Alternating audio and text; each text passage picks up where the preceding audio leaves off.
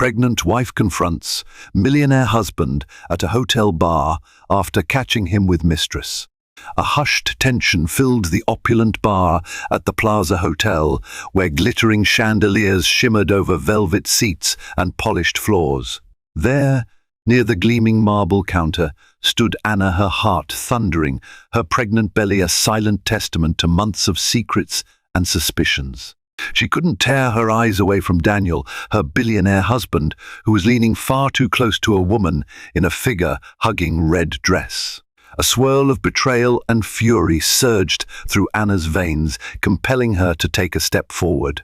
Voices in her mind warned her to run, but she couldn't. She had come too far to simply turn back now.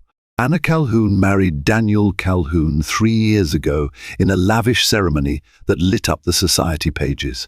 Every detail had been meticulously planned, the grand hall decorated with over 100,000 white roses, the custom lace gown from Vera Wang, the multi-tiered cake that shimmered under chandeliers. Their union was celebrated like a fairy tale come to life, but Anna never quite believed in perfect fairy tales. She knew that behind the sparkle of wealth there could be long shadows of ambition, secrecy, and unspoken resentments. Before marrying Daniel, Anna was a small-town girl from Ohio. Her father worked at a local auto parts factory, and her mother taught second-grade children. Anna's ambition was to move to a bustling city, maybe become a journalist or writer, to share stories of courage and transformation. Meeting Daniel was the biggest transformation of her life. He was everything she had ever imagined: tall, charismatic, financially successful beyond reason. His business empire, Calhoun Industries, owned a chain of global tech firms, real estate investments, and even a few luxury brands. By the time Anna met him at an art fundraiser in Manhattan, Daniel had already claimed the title of billionaire and the attention of every socialite in New York. They had a whirlwind romance, exclusive dinners at Michelin-starred restaurants, spontaneous trips to Europe in his private jet, and passionate nights in his penthouse overlooking Central Park. Yet even in those heady days, Anna sometimes felt a rift forming. Daniel was always on his phone, dealing with urgent matters, whispering about investor calls. At first, she attributed it to the demands of high-stakes business. But over time, the phone calls grew more secretive, the late-night meetings more frequent, and the explanations less convincing. When Anna discovered she was pregnant, she was overjoyed. She hoped this would help them both reconnect and step away from the shadows that seemed to linger. But as her belly grew, Daniel seemed more distant than ever. Dinners at home became dinners alone. Business trips multiplied, and the rumors, those echoing whispers of a mistress, began to swirl among the staff of their penthouse. It was a housekeeper's accidental mention that first planted a seed of doubt in Anna's mind. There was talk of Daniel being seen at odd hours with a mysterious woman, a swirl of perfume clinging to his suits at times when he was allegedly just working late. She tried to confront Daniel, gently at first, but he brushed her off, blaming overwork and outside pressures. Anna wasn't satisfied, but she lacked concrete proof. With the pregnancy draining her energy, she buried her doubts, hoping her husband would come to his senses, or that her mind was simply exaggerating from hormones and stress.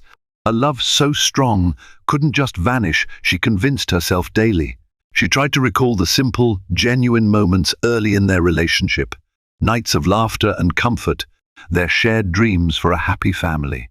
It was enough to keep her afloat, at least for a little while. One evening, Anna was in her study, once her writing nook, now more of a neglected corner, when the phone rang. Daniel had forgotten his personal phone at home. On the caller ID, an unfamiliar name flashed: Tessa. Something in Anna's chest tightened, a primal sense of dread. She answered. A female voice, sultry and self-assured, asked for Daniel. Anna struggled to keep her voice calm. "He's not here right now," Anna said. "May I ask who's calling?" "This is Tessa, his business associate," the woman replied. "We have a meeting scheduled in an hour. Just let him know I'll be waiting at the Golden Vine restaurant. He'll know what it's about." When Anna confronted Daniel about Tessa later, the expression on his face was fleeting, caught between guilt and feigned indifference. He insisted Tessa was just a new consultant he'd hired to help with a deal overseas. In typical Daniel fashion, he pivoted the conversation, making Anna feel childish for suspecting anything. But the weight in her chest refused to fade. As the weeks passed, more odd incidents surfaced. Jewelry receipts in Daniel's briefcase that didn't match anything Anna had ever seen. Cryptic texts on his phone that he shielded from view. He started wearing cologne she'd never smelled before. Where once he would come home from an overseas trip, eager to hold her, now he walked in, phone pressed to his ear, barely acknowledging her presence. The baby in her belly kicked more vigorously each time a new wave of doubt battered her heart, as if the little life inside her sensed the tension. Late one night, Anna found herself pacing the bedroom. She touched the framed photo from their wedding, her reflection glimmering in the glass. She remembered how safe she felt in Daniel's arms, how he promised to protect her from life's harsh winds. Yet here she was, uncertain, anxious, desperate for answers. She was pregnant and exhausted, but a fierce resolve flickered within her. She would find the truth, no matter the cost. The decisive clue came from someone Anna least expected to help, Daniel's younger sister, Alicia. While Alicia wasn't particularly close with Anna, they had had their share of frosty interactions at family gatherings. She had a streak of empathy for the unborn baby. Alicia worried about Anna's health under so much stress. With eyebrows furrowed, Alicia confessed that she overheard Daniel talking about meeting Tessa at the Plaza Hotel bar in New York City. He was apparently quite insistent on secrecy. Alicia suspected it wasn't the first time they'd met there. Anna's heart hammered. The Plaza Hotel was famous for its exclusivity. The bar, adorned with classic decor and a refined ambiance, was a hotspot for discreet high society meetups. If Daniel was meeting Tessa there, it wasn't for a simple business chat. Anna realized she had to see it with her own eyes. She wouldn't rest until she had the unfiltered truth. She waited for the right moment. Daniel mentioned a business meeting scheduled for Friday evening. His manner was evasive, and he declined to give more details. That was enough for Anna. She planned meticulously, rehearsing scenarios. One moment she felt confident, steeled by righteous anger. The next, she was consumed by heartbreak, wishing she could bury her head in the sand. But in the end, the baby's well-being fueled her determination. She needed to know if this marriage, this life she was building, was a lie. Friday evening arrived, carrying a cold wind that rustled through the streets of Manhattan. Anna stepped out of a taxi a block away from the plaza. She wore a simple black maternity dress that clung to her swollen belly. She felt every bit the wronged heroine in a tragic play, but she forced herself to keep going. The doorman recognized her from past events. She offered a tight-lipped smile and prayed he wouldn't make a fuss. Luckily, he didn't. She glided into the lobby, heart pounding like thunder. Light from the grand chandeliers sparkled across the marble floors, reminiscent of a star-filled sky. She could barely hear the piano music in the background over the roar in her ears. Every footstep echoed like a final countdown to the confrontation. She found her way to the bar, a dimly lit space with plush seating and a sophisticated hush. She paused near a large palm plant, scanning the room. Then she saw them, Daniel and Tessa, at a small corner table, heads bent close, a bottle of expensive champagne half consumed. Tessa's laughter cut through the hush like a blade, confident and almost mocking. Her hand rested on Daniel's wrist. The spark in his eyes, so foreign to Anna these days, made Anna's stomach churn. Anna nearly turned around, wanting to escape the agony, but something in her refused to run. The baby stirred, giving her courage. She stepped forward, each step measured. She reached their table, her shadow falling over the pair, who looked up in surprise. Daniel's expression twisted into panic, while Tessa's red lips curled into a subtle, knowing smile. The moment felt suspended in time. Anna realized every fear, every suspicion had been warranted. She inhaled deeply and spoke, her voice trembling but resolute. "Daniel, I see your business meeting is going well." Daniel stood so abruptly that his chair screeched across the marble floor. Eyes from other guests darted toward the commotion. Tessa, with an unsettling composure, calmly sipped from her glass. Anna could see the condescension in her gaze, as though Tessa relished the scene. "Anna," Daniel began, hands raised in a gesture of surrender. Why are you here?" Anna tightened her grip on her purse strap. Her voice was cold and steady. "I think the better question is why you're here." She looked pointedly at Tessa, then at the half-empty champagne bottle. The golden bubbles sparkled like shattered trust, and with her, no less, the hush in the bar intensified. Daniel's face flushed. Tessa slowly stood, adjusting the folds of her glamorous red dress. She wore an emerald necklace that glimmered in the low light, a necklace that Anna recognized from a suspicious jewelry receipt she'd once found. "I don't think we need a scene," Tessa said lightly, looking around as if annoyed by the attention. Her confidence stoked Anna's anger. Tessa turned to Daniel with a smirk. "Maybe we should go somewhere else." "You're not going anywhere," Anna interjected, leveling her gaze at both of them. The baby shifted in her belly, an echo of the turmoil raging inside her. "Daniel, explain. Right here, right now." Daniel glanced around at the onlookers. He lowered his voice, attempting to steer them toward a more private corner. But Anna refused to move. She wanted the truth, wanted it in public, if that's what it took to finally shatter the lies. When Daniel didn't speak, Tessa decided to fill the silence. "Anna, darling," she purred, "I'm sure this is all very confusing for you in your condition. But Daniel and I have business that involves negotiations, consultations, that sort of thing.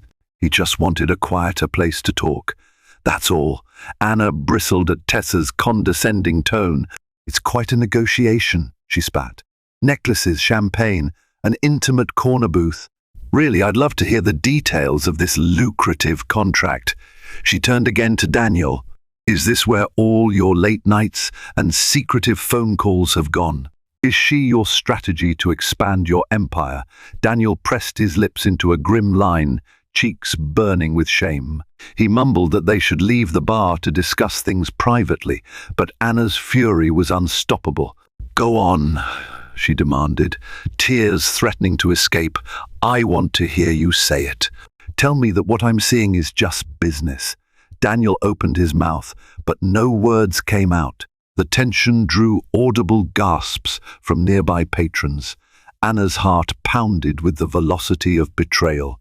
She realized in that moment how deeply she had hoped to be wrong. Even confronted with evidence, she'd clung to the desperate belief that there might be a misunderstanding. But Daniel's silence roared the truth.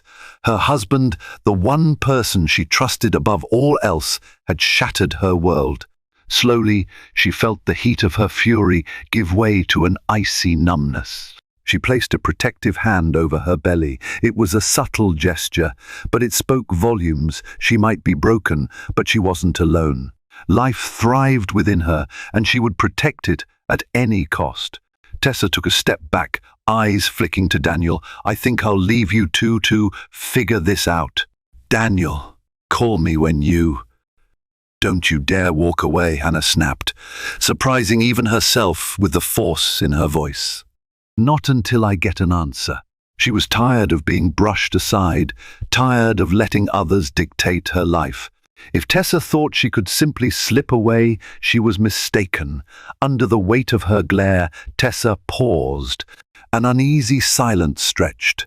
Daniel opened and closed his fists at his sides, clearly struggling to maintain composure in front of the growing crowd. "Anna," Daniel whispered, his eyes pleading, "let's go upstairs. We can reserve a private suite here at the plaza. just to talk. Please, not here. You've done plenty here already, Anna said, voice trembling with a mix of heartbreak and rage. No. Whatever you have to say it now. In front of me, this crowd, and your mistress. A hush blanketed the room as Daniel inhaled a shaky breath. For a moment, guilt glimmered in his eyes. Then, as if a dam had burst, words began tumbling out. He admitted he'd been seeing Tessa for a few months, initially for business advice. One deal led to after meeting drinks, which led to something more. He hadn't meant for it to happen, but it did. He was ashamed. He claimed he still loved Anna and wanted to make things right, but he was in so deep. He didn't know how to pull himself out. Anna stood there, trembling, tears burning behind her eyes. She felt the eyes of the bar upon her, some pitying, some judging. She wanted to scream, to collapse, to rage at the unfairness of it all. Instead, she managed a choked whisper, "After meeting drinks? You had an affair while I carried our child." Daniel flinched. Tessa, to her credit, seemed momentarily uncomfortable. Or perhaps that was just Anna, imagining a flicker of shame. Tessa's mask of confidence never slipped far. "I didn't expect things to go this far," Tessa offered, as though that was any consolation. Anna couldn't bear to stand there any longer. She turned on her heels, ignoring Daniel's pleas to wait. She hurried out of the bar, the clack of her heels echoing loudly in her ears. The baby shifted again, and Anna fought back the tears until she was safely out of sight. Only once she reached the lobby restroom did she let the sobs break free. Anna locked herself in a spacious stall and let her tears flow freely. She pressed her head against the cool tile wall, feeling a world of anguish crashing over her. The memory of Tessa's smirk, Daniel's faltering excuses, and the pitying glances of strangers all merged into a suffocating cloud. She looked down at her swollen belly. The baby was due in a few months. "We're going to be okay," she whispered, voice trembling. She had to protect her child, but how? Her entire life, her marriage, her trust, her sense of security was unraveling. She realized this was more than just an affair. It was a betrayal of vows, of a foundation they had promised to build together. Anger flared up once again, mingling with desperation. She wiped her tears and pulled her phone from her purse, ignoring the chaos of missed calls and frantic messages from Daniel. She dialed Alicia's number. "I caught him," Anna managed, voice unsteady.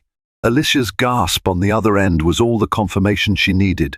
Alicia offered to come pick her up, but Anna declined. She wanted no more humiliation for the night, no more public scenes. With a shaky determination, she left the restroom and headed for the elevator banks.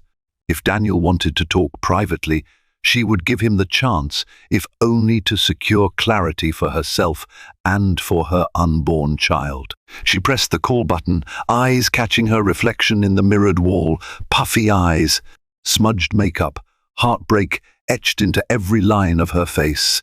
The elevator dinged open. She stepped inside, fists clenched. She would face Daniel, but on her terms. And she would find out just how deep his lies ran. On the 15th floor of the plaza, Daniel had hastily booked a suite. A trembling bellhop led Anna to a door, his eyes darting nervously between Anna's tear-streaked face and the plush hallway. He seemed to sense the tension and hurried away the moment he set down her suitcase of belongings that she had spontaneously grabbed from the penthouse before following Daniel. Anna paused outside the door, breath uneven.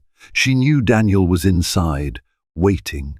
She could almost feel his guilt seeping through the walls. But she had to do this. After a few seconds, she slid the keycard through the lock and entered. Daniel stood near the large bay window overlooking Fifth Avenue. City lights twinkled like fallen stars, a stark contrast to the turmoil within the room. He turned, eyes red-rimmed. He looked like he wanted to speak, but couldn't find the words. Anna shut the door softly behind her. She kept her back against it, as though needing physical support. You wanted privacy, she said in a low tone. Now we have it. Talk. Daniel cleared his throat. Anna, I'm sorry. I never intended to hurt you. Things just spiraled. Tessa was helping me with a new tech expansion in Europe. We started spending time together and it got complicated. That's all? Anna asked bitterly. You got bored with your pregnant wife at home, so you decided to spend time with another woman?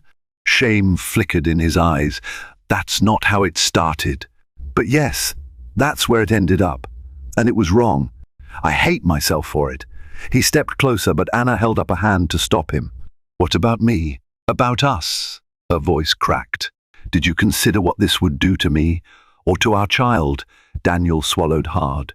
I was an idiot. I got caught up in the excitement, the secrecy. But it meant nothing, Anna. I swear. I care about you. I care about our baby. Sure, Anna snapped. When did you plan to mention the jewelry you bought her? Or the private dinners? Or the champagne in that bar? Because it sure looked like it meant something. Or were you going to wait until one accidentally walked in on you again? He faltered, unable to produce a decent excuse. Anna felt a wave of nausea. The emotional stress, combined with her pregnancy, was overwhelming. She sank into an armchair, pressing a hand to her belly. Instantly, Daniel rushed to her side, concern flashing in his eyes. Don't touch me, she hissed, though she was grateful to be seated. You made your choices. Now deal with the consequences. For a moment, Daniel stood helpless, arms hovering as if wanting to support her. His voice was raw when he finally spoke. I love you, Anna. This was a mistake, a terrible, regrettable mistake. But I need a chance to fix this. I can break it off with Tessa immediately. I'll do anything you want. Just, please don't leave me. Anna stared at him, disbelief roiling in her gut. You think it's that easy? Just end it with Tessa, and everything goes back to normal? She let out a hollow laugh. You lied to me for months. You made me question my sanity when I suspected you. You forced me to catch you red-handed for you to even admit the truth. You think I can just forget that? Daniel's face fell, and tears shimmered in his eyes. He started to speak, but Anna held up a finger. She needed to say her piece. Marriage is built on trust, and you've broken that trust in the cruelest way possible while I'm carrying our child. Even if I wanted to forgive you, I'm not sure I could. It hurts too much. A strangled sob escaped Daniel. In all the time Anna had known him, she had never seen him so vulnerable. He was a billionaire, used to controlling outcomes and paying his way out of problems. But here, in this suite, with the city lights behind him, he was just a man facing the wreckage of his actions. Anna felt the faint stirring of pity, but overshadowing that was rage, heartbreak, and a fierce maternal instinct to shield her unborn baby from further pain. I need time, she whispered, voice heavy with exhaustion. I need space to think. So many months you were with her. I don't know how to process that. I don't even know if I can. Daniel reached out a trembling hand. I'll give you whatever you need. Please, let me make this right. I'll cut Tessa out. I'll see a counselor. His words tapered off as Anna shook her head, tears slipping down her cheeks. It might be too late for that, she said softly, then rose from the chair. Before Daniel could protest, she walked toward the door. I'm going home. Alone. He called out her name, but Anna walked down the corridor without looking back, stepping into an elevator that felt like a confessional booth. As the door slid shut, she wasn't sure if she was leaving just the suite or the life she and Daniel had built, because it was painfully clear that nothing would ever be the same again. Anna spent the night at their penthouse guest room, locking the door to keep Daniel out. She wanted distance, but ironically, her mind was racing through every detail of the confrontation, refusing to let her rest. Her phone buzzed relentlessly with messages from Daniel. Apologies, promises, pleas. She stared at them through bleary eyes, unsure if the man she once adored existed anymore. The next morning, Alicia arrived unannounced, letting herself in with the spare key. Anna was still in her nightgown, dark circles under her eyes. Alicia immediately enveloped her in a hug. It was the first act of genuine kindness Anna had felt in what seemed like ages, and it nearly broke her resolve. She wept into Alicia's shoulder, words tumbling out about how the affair had started, how Tessa was intimately involved in Daniel's new business projects, and how everything felt irreparably shattered. Alicia stroked her hair and listened patiently. "I had a bad feeling," Alicia murmured. "Daniel's been so secretive, even with me. I wish I'd told you sooner. I'm sorry." Anna pulled away, wiping her tears. "It's not your fault. Daniel made his choice. I don't know how to handle it." Alicia hesitated, then admitted, "There's more you should know. I didn't mention it because I wasn't sure, but I suspect Tessa isn't just a random consultant. She's been linked to other powerful men, and word is she uses her relationships to gain control in business deals. There are rumors that she blackmails them." Anna's stomach lurched. "Blackmail? You think Daniel?" Alicia sighed. "I don't know, but Tessa's not the type to let a billionaire slip through her fingers without some gain, especially if it ends badly." This revelation weighed on Anna like a boulder. The baby kicked, as if sensing her tension. She realized that the nightmare might stretch beyond personal betrayal into scandal, threats, public humiliation. Could Tessa have planned all this, seeing Daniel as a ticket to wealth and power? At that moment, Daniel knocked softly on the guest room door. "Anna? Alicia? Can I come in?" Anna looked to Alicia, who gave a subtle nod. Anna cracked open the door. Daniel stood there, looking disheveled, eyes rimmed with red. He glanced at Alicia but focused on Anna. "We need to talk. It's urgent." He inhaled sharply.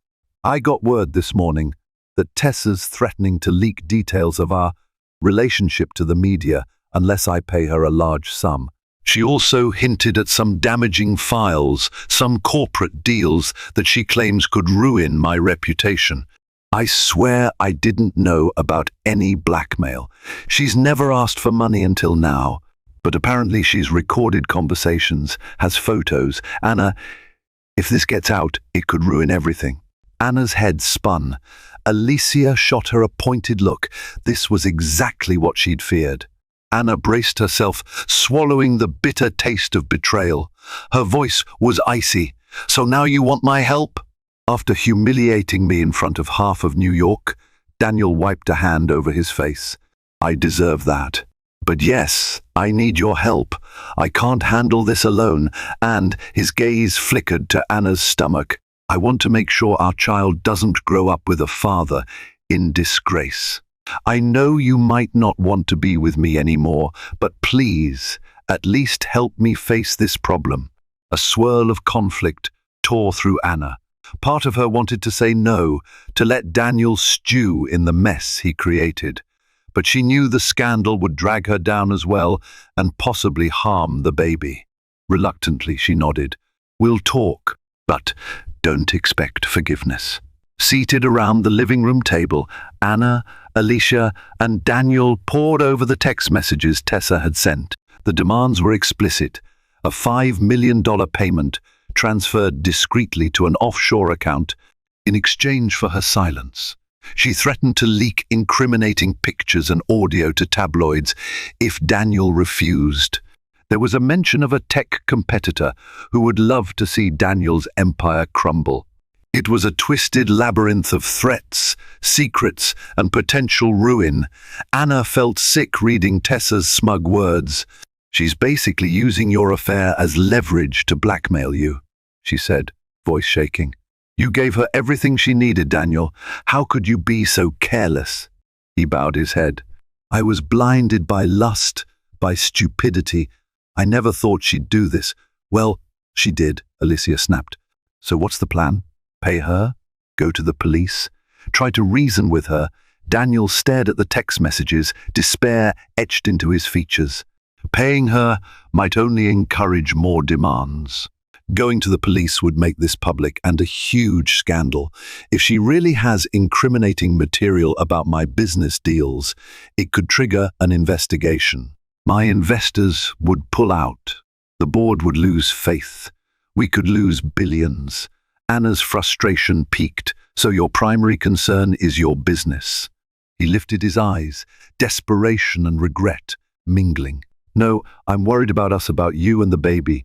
I know I messed up, but I still have responsibilities to everyone who works at my companies, to our employees and shareholders.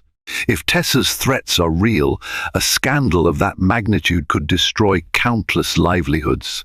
I need to handle this carefully. Anna exhaled heavily, forcing herself to remain calm. Fine. So what do we do? They brainstormed. Alicia suggested contacting a top-notch security firm. Anna recommended gathering any evidence they had that could discredit Tessa. Daniel hesitated, worrying that might spur Tessa to release her dirt sooner. Eventually, they decided to meet Tessa on neutral ground, a private law office under the guidance of Daniel's legal counsel, to see if they could negotiate a resolution without succumbing to blackmail or inciting further wrath. Anna felt her heart pounding as they arranged the meeting for the next day. Part of her still reeled from the personal betrayal. Now she was thrown into corporate intrigue that could overshadow everything else. She realized with dismay that Tessa hadn't just hurt her marriage, she had inserted herself into the very framework of Daniel's world, and by extension, Anna's world too. The next day, Anna arrived at the high-rise law firm with Alicia and Daniel. A team of attorneys awaited them in a gleaming conference room with floor-to-ceiling windows overlooking the Manhattan skyline. Tessa was scheduled to appear in an hour. The tension was palpable. Anna sat at the far end of the long mahogany table, hands clasped over her belly. She wished she were anywhere else. She scanned the array of serious suits, Daniel's top corporate lawyer, a crisis manager who specialized in high-profile scandals, and a private investigator discreetly situated in a corner. Everyone murmured in hushed voices, analyzing possible outcomes. The clock ticked ominously until the moment Tessa swept in, wearing a perfectly tailored black suit and exuding an air of supreme confidence. She didn't come alone. Her own attorney, a sharp-faced woman with a briefcase, followed close behind. Tessa's eyes locked onto Daniel, then darted to Anna. A flicker of something akin to contempt passed over her features. "Shall we sit?" Tessa said coolly, gesturing to the table. Her attorney placed a stack of documents before them. "We can keep this simple. I have what I have. You have the funds you have. Let's not complicate matters." Anna's anger burned. She wanted to scream at Tessa for daring to speak so casually after everything she'd done. But she kept silent, letting Daniel's lawyers take the lead. They questioned the validity of Tessa's supposed evidence, demanded proof. Tessa smirked and played an audio snippet on her phone. Daniel's voice discussing sensitive information about an upcoming merger, coupled with flirtatious banter. It was enough to make Anna's stomach churn, and enough to prove Tessa did have leverage. The negotiation spiraled into a tense standoff. Tessa demanded immediate payment. Daniel's team insisted on partial disbursement only after Tessa signed a non-disclosure agreement and handed over all evidence. Tessa's lawyer coolly retorted that a single payment was non-negotiable, or the media would receive a juicy scandal. Anna fought the urge to slam her fist on the table. Instead, she said quietly, "Tessa, why are you doing this? You already had Daniel. You had the affair. Isn't that what you wanted?" Tessa glanced at Anna, a faint smirk playing on her lips. "What I want is to be compensated for my time and expertise. This is business, Anna. Don't take it so personally. Daniel and I had a relationship, yes, but that's not the real story here. The real story is the power I hold, power you were never going to have. Daniel clenched his jaw, about to respond, but Anna's gentle but firm voice cut him off. You talk about power as though it's everything, but real power isn't about money or blackmail. It's about respect, loyalty, empathy, things you clearly know nothing about. Tessa's eyes flickered with disdain, but she stayed silent. Her lawyer, however, pressed the matter, returning to the demands. Hours ticked by. Negotiations punctuated by tense silences, phone calls, half-hearted compromises. In the end, no agreement was reached. Tessa refused to budge on her single-payment ultimatum. Daniel's lawyers refused to release such a vast sum without guaranteed destruction of all evidence. As Tessa rose to leave, she shot a parting remark, chilling and succinct. "You have 48 hours to decide, Daniel. After that, the tapes go public. And trust me, once they do, your entire world will crumble." Then she swept out, leaving the conference room in a state of shock. Night fell, and the law office cleared out. Daniel, Alicia, and Anna remained, quietly discussing next steps with the crisis manager, a man named Robert Gaines. He laid out the stark reality. If Tessa released the incriminating evidence, Daniel's personal and professional reputation would be in shambles. Investors would flee, lawsuits could ensue, and the scandal would ripple into Anna's life, their unborn child's future, and every philanthropic endeavor the Calhoun name was tied to. Alicia fumed, pacing back and forth. "She's bluffing." "She must be bluffing," she insisted, though her tone lacked conviction. Daniel ran a hand through his disheveled hair. "I'm not sure. Even if half of it is bluff, the other half is still damaging." Anna rubbed her temples, exhaustion gripping her. "What do we do, Robert?" Robert adjusted his tie, the strain of the day etched on his face. "My recommendation is to gather any counter-evidence or to secure an injunction against Tessa, though that process could take time. Alternatively, if you believe Tessa truly won't budge, paying her might be your quickest path out, though ethically. I never recommend capitulating to blackmail." Anna frowned. The idea of simply handing over millions to the woman who wrecked her marriage made her stomach churn. But the stakes were terrifying. She could already imagine tabloids running front-page headlines, "Billionaire's affair exposed," "Pregnant wife betrayed." She imagined the paparazzi hounding her. The baby. The thought filled her with dread. She turned to Daniel, her voice weary. "This isn't just about you anymore. It's about our child. If Tessa goes public, that scandal will follow our baby forever." Daniel's face tightened. "I know, and that's what scares me most." He paused, gathering his thoughts. "We have 48 hours. Let's see if we can find a way to discredit her. If we can prove she's blackmailed others, or if her evidence is doctored, we might weaken her position. Robert, can you get your investigator on that?" Robert nodded. "I'll start immediately." "Good," Daniel said. "And if it fails, we'll decide if paying her is a necessary evil." Anna and Alicia exchanged worried looks. This was not a simple negotiation, not a typical business deal. A wave of despair washed over Anna. She recalled the day she said "I do" to Daniel, believing in a bright future. Now, just a short time later, she was haggling with lawyers and crisis managers, dealing with the fallout of an affair she never dreamed possible. Yet, in the darkest corner of her heart, Anna felt a flicker of resolve. She wasn't just a victim. She was a mother. And for the sake of her child, she would find a way to navigate this hellish predicament, even if it meant facing unimaginable confrontations. Over the next day, Robert's investigator unearthed a trove of rumors tying Tessa to past blackmail attempts. However, most of those cases seemed carefully buried or settled out of court. No one wanted to go on record against her, likely fearing further exposure. Desperate, Anna took a different approach.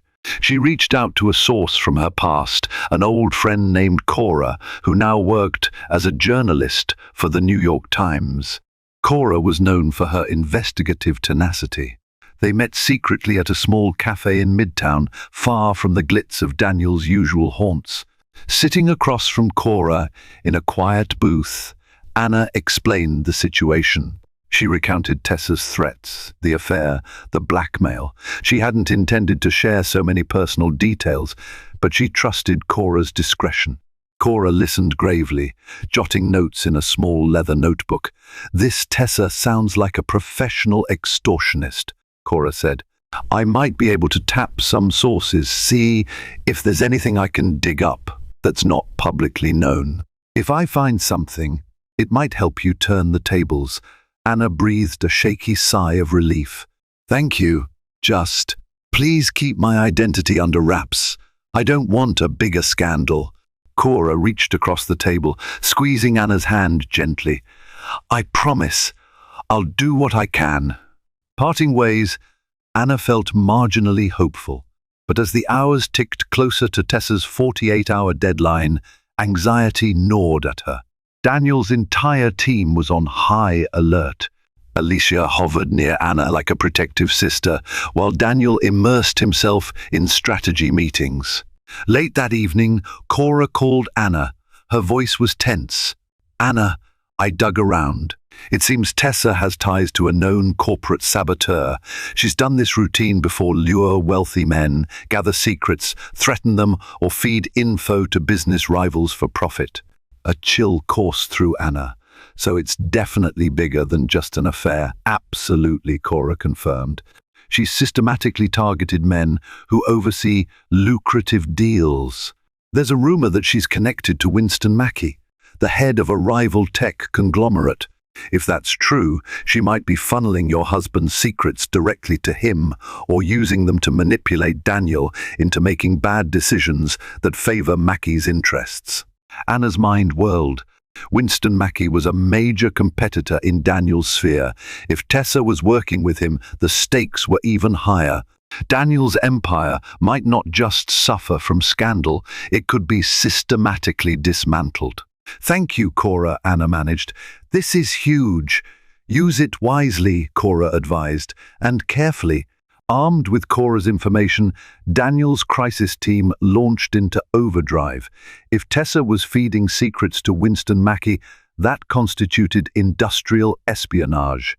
They could threaten Tessa with a lawsuit or even criminal charges if she was found complicit. But they needed proof, and time was running out. The atmosphere in the penthouse felt electric with tension. Anna's phone pinged with a text message from Tessa, a mocking reminder of the deadline. Now just 12 hours away, Alicia prowled the hallways, chewing her nails and cursing under her breath. Daniel retreated to his study with phone calls, trying to gather any intel on Mackey's potential involvement. Just before midnight, Robert, the crisis manager, announced they had enough circumstantial evidence to confront Tessa. While not a smoking gun, it might be enough to scare her into backing down, or at least negotiating more favorably. Anna's stomach twisted with dread and morning sickness. She wished none of this was happening. She wished she could be a normal, expectant mother, worried about baby clothes and nursery colors, not blackmail and corporate sabotage. But fate had dealt her this hand, and she resolved to see it through. Strangely, Tessa insisted on meeting again at the Plaza Hotel bar. It was as if she reveled in the very place where Anna caught them. The irony wasn't lost on Anna. But Daniel's team agreed, hoping the public space would discourage Tessa from dramatic outbursts. When Anna arrived, her heart thundered with painful familiarity. The same chandeliers twinkled overhead, the same plush seating, but everything felt colder, sharper. She found Tessa sipping a martini in the corner booth, completely at ease. Her lawyer was absent this time, a power move to appear more personal, no doubt. Daniel, Robert, and Alicia joined Anna. Tessa raised an eyebrow, glancing over the group. I take it you've decided to pay then? Daniel slid into a seat across from her. Actually, we have some new information. We know you've been in contact with Winston Mackey. Sharing corporate secrets is corporate espionage. We have enough to file charges if you release anything you claim to have. And those charges could put you away for a long time. Tessa's smirk wavered, only slightly, but Anna caught it. I don't know what you're talking about, Tessa replied, tossing her hair dismissively. Yet a flicker of uncertainty danced in her eyes. Robert pressed a folder to the table. Emails, phone logs, bank transfers. You've been in discussions with a shell company that leads directly back to Mackey. If you expose any private data about Calhoun Industries, we'll have proof you did so with criminal intent. Tessa's eyes narrowed. So what's this? A bluff? Try us. Alicia shot back, her voice ice cold. Anna watched Tessa's face carefully. Beneath that veneer of confidence, Anna spotted fear. The blackmail scheme was built on her advantage, an advantage that had now evaporated. She had power only if Daniel was scared, but now he had evidence that could ruin her. For a moment, Tessa seemed to calculate her next move. Then, with a sigh, she leaned back, swirling her martini. Fine. You've done your homework, so let's talk real numbers. Daniel blinked. Numbers? We just told you we can take this to court if you try anything. Tessa chuckled humorlessly. And you'll cause a scandal in the process, right? You think the press won't cover a corporate espionage suit? Your dirty laundry will be aired out anyway. My guess is you still want this buried. So how about a reduced fee for my silence? 2 million. Not 5.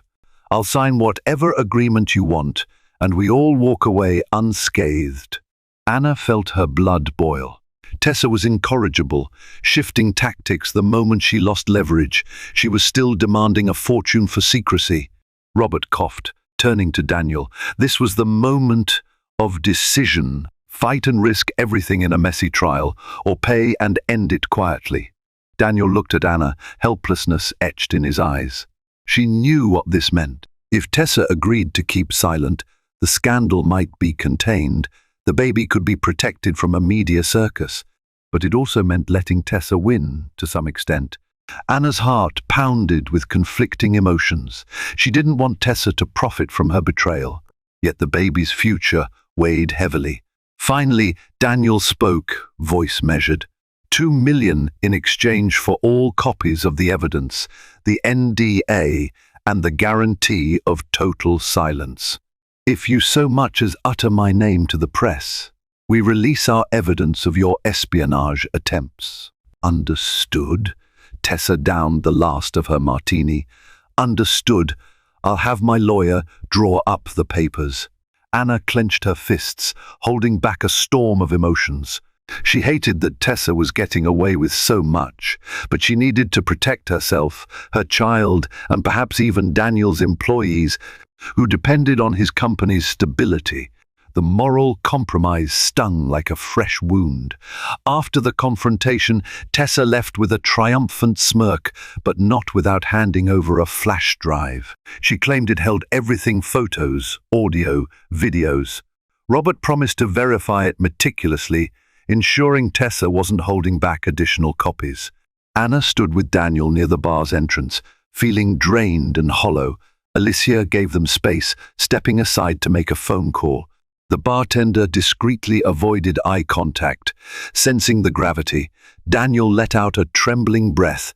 I'm sorry it came to this. Paying her, it feels wrong. Anna nodded wearily. It is wrong, but we do what we have to, I suppose. Silence fell. Anna placed a hand on her belly, her thoughts swirling. She was relieved the immediate threat was contained, but heartbreak remained. The affair, Tessa's cruelty, the blackmail, it all left a permanent scar. Daniel began, hesitating. I want you to know none of this was worth it. If I could turn back time, I'd give anything to fix what I broke between us. Anna stared at the chandelier overhead. For a moment, she pictured the wedding day again, the promised forever. Then Tessa's face intruded, mocking her naivete. "Daniel," she said softly, "this doesn't magically erase what happened. Even if Tessa vanishes, the pain remains. I don't know if I can forgive you." He bowed his head. "I understand." A long pause lingered. Anna finally mustered a flicker of compassion. "What happens to us now?" He looked at her with desperate hope. "We try therapy. We rebuild trust, if you'll let me. I'm not asking for miracles, just a chance to prove I'm not the man Tessa made me out to be. Please." Anna's throat constricted. She didn't answer immediately. She wanted to believe there was a path forward, especially for their child, but the wounds were too raw. "I need time," she whispered. "We'll see." Life settled into an uneasy routine. The immediate crisis with Tessa was resolved. Lawyers finalized the NDA and wire transfer. Robert's team verified the flash drive's contents before placing them in secure storage. For now, Tessa was gone, but the emotional wreckage remained. As the weeks passed, Anna tried to distance herself from the heartbreak. She attended prenatal checkups, focusing on the growing life inside her. Occasionally, Daniel accompanied her, offering quiet support, but Anna kept him at arm's length. Then, in a twist of fate that felt like cosmic retribution, Daniel's businesses took a series of hits unrelated to Tessa. A global economic downturn battered stock prices. A key investor withdrew from a major project at the last minute. Lawsuits unrelated to the scandal emerged, claiming patent infringements in one of Calhoun Industries' tech subsidiaries. It was a perfect storm, hitting Daniel from all sides. Anna watched as Daniel scrambled to keep the company afloat. Board members questioned his leadership. Rumors of the near scandal with Tessa spread quietly among a few insiders, eroding confidence further. Some whispered that Daniel had lost his edge, that he'd become too distracted by personal drama to steer the empire effectively. Despite the tension between them, Anna felt a pang of sympathy. She saw him come home late, eyes shadowed with exhaustion, the once confident swagger gone. But part of her also recognized this as a form of karma. He had betrayed his marriage, and now fate was punishing him in ways neither of them could have foreseen. One evening, as Daniel sat in his home office, staring at financial spreadsheets with despair, Anna entered quietly. She'd brought tea, a small gesture of peace. He glanced up, surprised. "Hey," he said, voice husky from sleepless nights. She offered a faint smile, placing the cup on his desk. "Chamomile. Thought you might need something calming." He sighed gratefully, taking a sip. "Thanks." Anna hesitated, unsure how to proceed. "I heard about the layoffs. That must be tough." He nodded, eyes clouded with guilt. "It is. I hate letting people go. But if we don't cut costs, the company could collapse entirely." A wave of compassion swept over Anna. Despite everything, she remembered the side of Daniel who cared about people, who believed in building a legacy that helped others. "Maybe there's another way," she offered gently. "I know we're not in the best place, but if you want someone to brainstorm with, I'm here." Daniel's gaze softened, gratitude flickering in his tired eyes. "I'd like that. I miss talking with you about anything really." Something in Anna's chest tightened. She missed it too. Days turned into hours of stiff politeness, overshadowed by the betrayal. Yet a thread of connection lingered. She pulled a chair closer, glancing over the reports. "Let's see if we can find a strategy that minimizes job losses. Maybe restructure some departments, explore new partnerships." They delved into discussions, analyzing numbers and possible solutions. It was oddly reminiscent of their early days, when they'd talk excitedly about Daniel's business ideas. But now, the air was heavy with unspoken regret. At midnight, they realized they'd spent hours together, forging a tentative truce. Anna rubbed her belly, feeling the baby shift. Daniel watched with a mix of awe and sorrow. He reached a hand out, then paused, unsure if he was allowed to rest it on her stomach. Anna swallowed hard, then nodded. As Daniel's palm met the gentle curve of her pregnancy, the baby kicked. They both smiled, an instinctive, genuine moment of shared wonder. For a fleeting second, the distance between them shrank, replaced by a quiet sense of possibility. In the following weeks, Anna continued to help Daniel with strategies to stabilize the company. She wasn't a business prodigy, but her intuition and attention to detail offered fresh perspectives that Daniel's executives appreciated. Together, they implemented cost-saving measures without severe layoffs, opting for temporary pay cuts at the executive level instead. Morale improved. Investors took note. Slowly the ship began to right itself. Meanwhile, Anna's due date inched closer. She spent hours reading about childbirth, attending prenatal classes, and preparing the nursery. Daniel accompanied her on more appointments, carefully treading the fragile line between them. Neither had declared a final decision on the marriage. Anna's hurt was still there, but so was a cautious sense of rebuilding. Alicia noticed the shift, dropping by with baby gifts and supportive words. Even Robert, the crisis manager, commented on how the atmosphere around Daniel had improved. Tessa remained silent, likely well settled with her 2 million. The ghost of her betrayal lingered, but it didn't overshadow daily life as it once had. Still, Anna wrestled with her conflicted emotions. She found Daniel's efforts to redeem himself sincere. He cut off all questionable social ties, gave her full access to his communications, and started therapy sessions, both individual and with Anna, when she was willing. But trust was a delicate plant, and the wound was deep.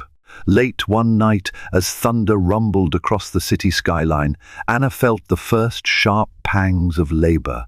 She was in bed, trying to sleep, when a contraction ripped through her abdomen. She gasped, panic racing up her spine.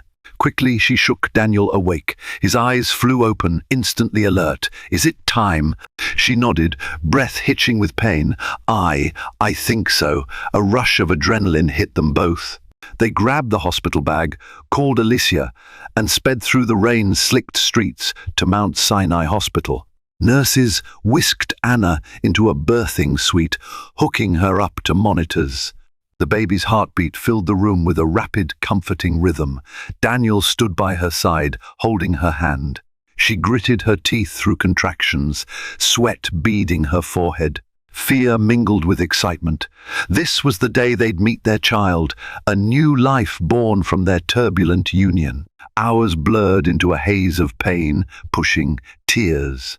Daniel whispered encouragement, apologizing for every misstep, promising to be a better man, a better father. Anna focused on one singular goal: bring their baby safely into the world. Despite the heartbreak, the betrayal, in that moment, she was grateful Daniel was there. At dawn, a shrill cry filled the room. Their son emerged, small and wrinkled and perfect.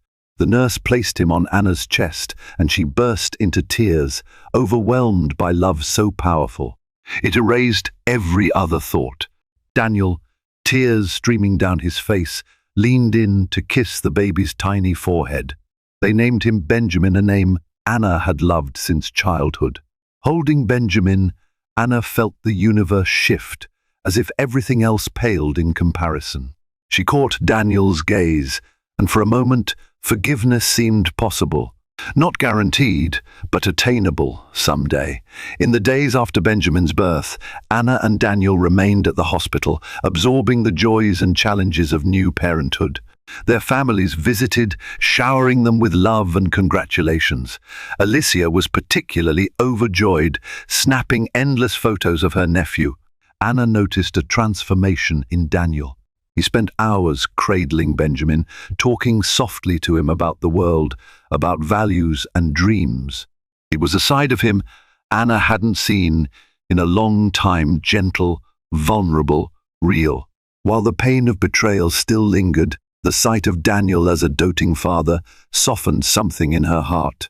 When they finally brought Benjamin home, Anna stepped into the nursery with awe. It was a tranquil space, soft pastel walls, a crib adorned with plush animals, a glider by the window overlooking the city. She placed Benjamin in the crib, watching as he dozed off, oblivious to the storms that had raged before his arrival. Daniel hovered in the doorway, hesitant. "Anna?" She turned, tired but content. "Yes?" He swallowed hard. "I just wanted to say I'm grateful for letting me be here, for giving me a chance to show up for our son.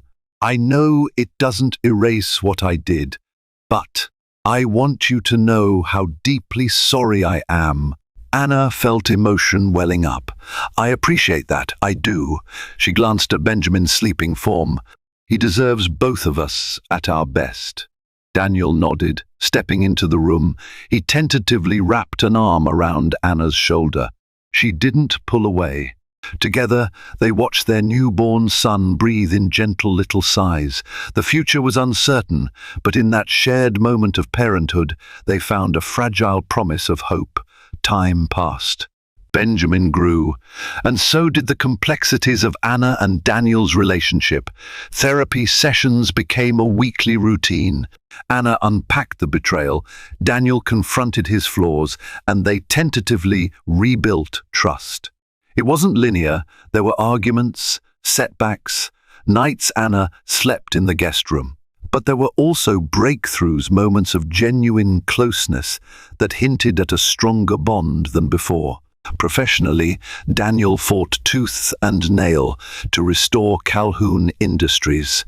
Bit by bit, the company stabilized, regaining investor confidence. Reports praised Daniel's resilience, attributing it to his renewed focus. Only Anna and a few others knew the personal cost behind that focus. Then came the final twist of karma, Tessa's downfall. News broke that she'd attempted a similar blackmail on Winston Mackey himself, trying to extort money by threatening to leak false secrets about Mackey's company. But Mackey had set a trap, collaborating with law enforcement. Tessa was arrested on charges of attempted extortion and fraud. The tabloids devoured the scandal, though they never mentioned Daniel or Anna thanks to the ironclad NDA. When Anna heard the news, she felt a weight lift. Tessa was finally facing the consequences of her actions. The chapter of fear was truly closing. A sense of poetic justice shimmered, as though the universe had balanced itself. By the time Benjamin celebrated his first birthday, Anna and Daniel found themselves in a more peaceful place.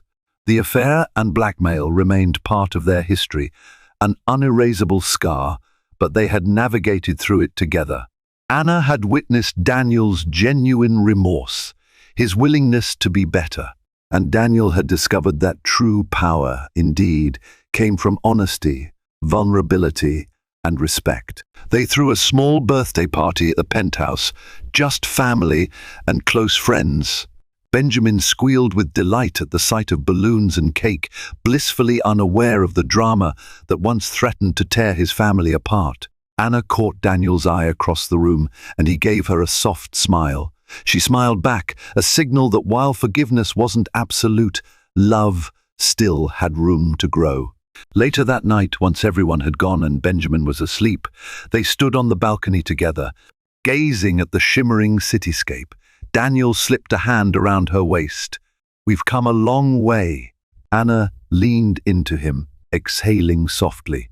"Yes, we have." They shared a quiet moment, each knowing the future remained unwritten. But for the first time in a long while, that uncertainty felt like possibility rather than dread. This story reminds us that trust can be torn apart in an instant and takes far longer to mend. Secrets, temptations, and betrayals don't just threaten our happiness, they challenge our very identity and the foundations we've built with those we love. When deception collides with loyalty, when ambition eclipses compassion, the fallout tests even the strongest bonds. Yet, amid the wreckage, hope can still find its way.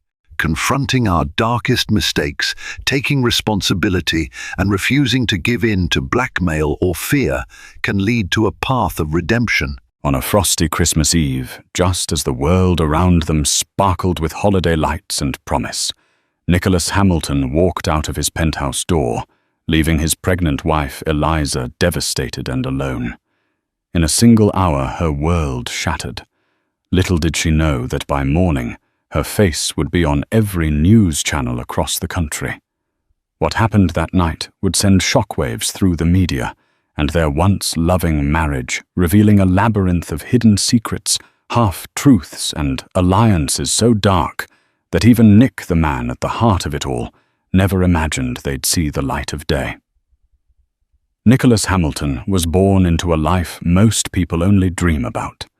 His father, Charles Hamilton III, ran a prestigious financial conglomerate, Hamilton Global Holdings, with connections to old Wall Street families and foreign royalty. His mother, Beatrice Hamilton, came from a line of art collectors in Europe. By the time Nick was 5, he had already visited more countries than the average person would see in a lifetime. Summers were spent at a private villa in Lake Como, winters at a family estate in Switzerland. His friends joked that Hamilton was synonymous with privilege. But with privilege often came the expectation of perfection. Nick was groomed to follow in the Hamilton lineage from a young age, finishing top of his class at Phillips Exeter Academy, then breezing through Harvard with a degree in economics. He was brilliant, daring, and undeniably charismatic. Investors found him charming at 23. Board members found him wise beyond his years at 24. By the time he was 27, Nick had garnered his first Fortune magazine cover for youngest hedge fund prodigy to make $1 billion. He basked in it. He reveled in the accolades in the press and in the power he held over markets. Yet behind the carefully tailored suits and the opulent parties like the annual Hamilton Charity Ball at the Plaza, Nick carried a hollowness he could never quite shake. The constant pressure to outdo himself, to exceed the lofty bar set by his parents, and the relentless scrutiny of the media weighed on him like an anchor. And then came Eliza. Eliza Jordan was the kind of woman no one would ever guess would end up with a billionaire. She hailed from a modest background in upstate New York, her parents running a small diner famous for its apple pie. Eliza grew up working behind the counter, greeting travelers off Interstate 90 and listening to their stories. She developed an open, warm demeanor and an empathetic heart. After college, she dreamed of moving to Manhattan and becoming an investigative journalist. She idolized Christiane Amanpour and Anderson Cooper, determined to make her mark. But big breaks are hard to come by. She spent months pitching stories to local stations, blogging on the side, and occasionally freelancing for small publications. Her first real job in the city, ironically, had nothing to do with journalism. She became a research assistant for a non-profit legal firm investigating corporate malfeasance. One grey November afternoon, she found herself in the middle of a high-profile press conference.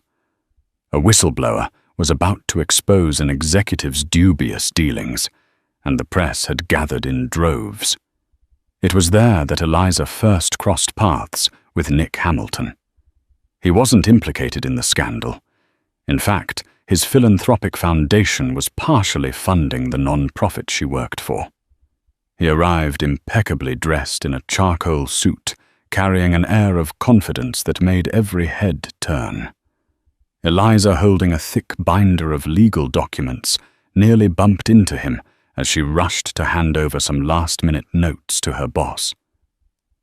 "Careful," Nick said gently as papers flew everywhere.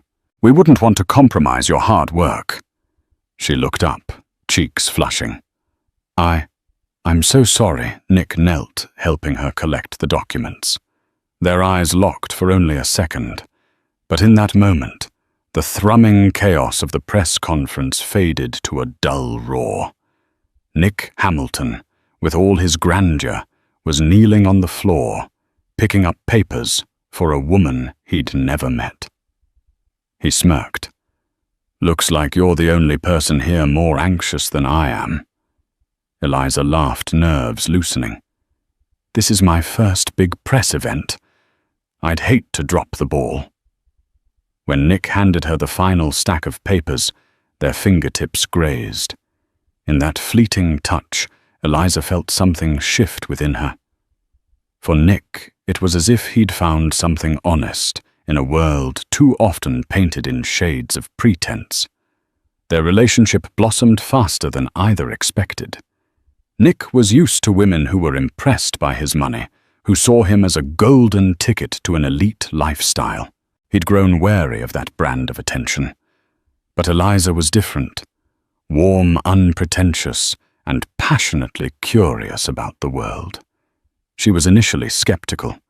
Men like Nick often wore masks.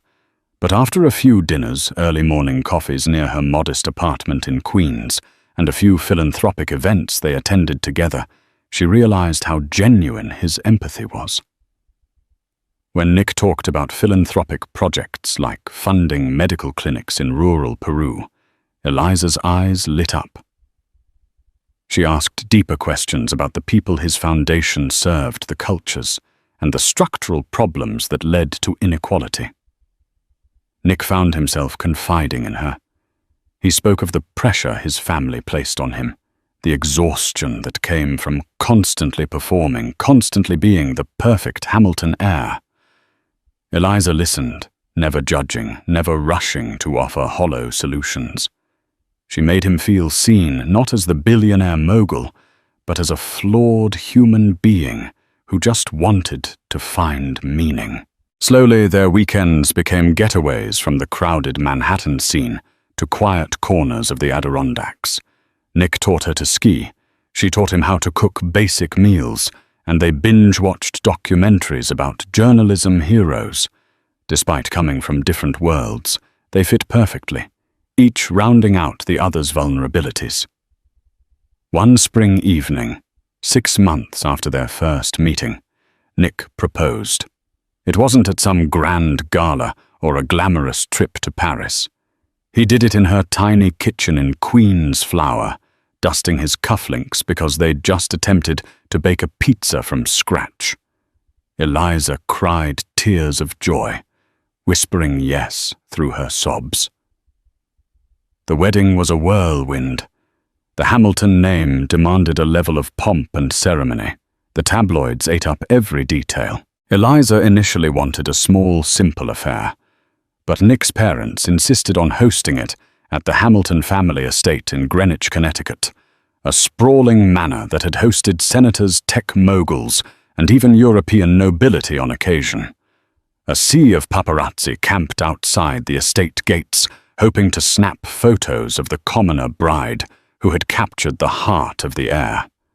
Celebrity friends of the Hamiltons attended, including business magnates like Bill Gates and well-known figures like Oprah Winfrey, who happened to admire the Hamilton Foundation's philanthropic efforts. Even Elon Musk was rumored to have sent a personal note of congratulations, referencing a conversation he'd had with Nick about future humanitarian projects on Mars, half joke, half serious, in Musk's typical fashion. Eliza felt swept away by the spectacle. As she walked down the aisle, it was hard not to be overwhelmed by the cameras and the crowd. Still, when she locked eyes with Nick at the altar, everything else fell away. In that moment, it was just them. They kissed amid applause, and the newly christened Mrs. Eliza Hamilton tried not to think about the mountain of expectations that came with her new last name. The first year of marriage was blissful, filled with philanthropic trips and adjusting to a new home, a luxurious but surprisingly cozy penthouse overlooking Central Park. Eliza settled into the role of philanthropic advisor, working with Nick's foundation to evaluate projects and travel to underfunded communities. Yet beneath the veneer of happiness, tension brewed. Nick's father, Charles Hamilton III, had never fully embraced Eliza. Though he was polite, There was an undercurrent of disapproval in every question he asked about her background, her career aspirations, her ability to handle the social demands of being a Hamilton. Beatrice Hamilton was more welcoming, but she too had her reservations, always measuring Eliza against an invisible, impossibly high standard. The tabloids didn't help. They followed Eliza relentlessly, scouring her small-town past for anything unsavory.